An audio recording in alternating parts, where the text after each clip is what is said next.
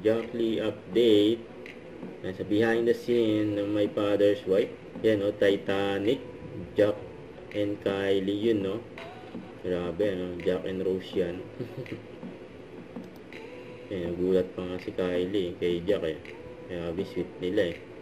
Siyempre, My Father's Wife finale. Bukas na. Grabe, no?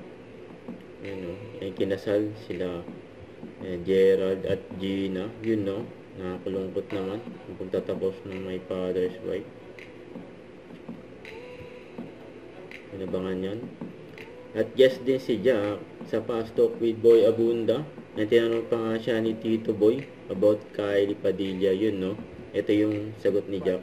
May usapang magkaibigan. May pagkakataon, may chance na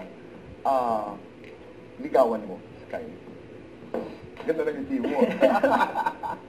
At pagkakataon lang naman ang sinasabi. Yung Tito Boy, hindi siya mahirap mahalin.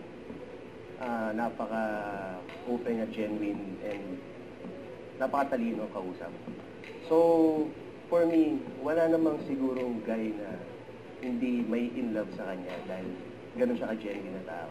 Yun, Kung bibigyan ako ng chance, siguro hindi pa ngayon. Kasi gusto kong ingatan yung kung ano meron kami ngayon bilang close na magkaibigan. Yun, no?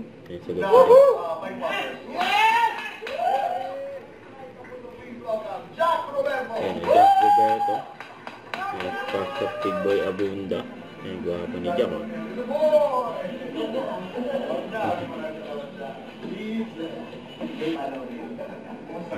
Okay na naman po. Bakit ang gwapo mo? Hindi na, totoo. Importante yun. And congratulations. Congratulations. Bukas ang episode ng My Father's Wife. Anong aming ako sa final? Nako.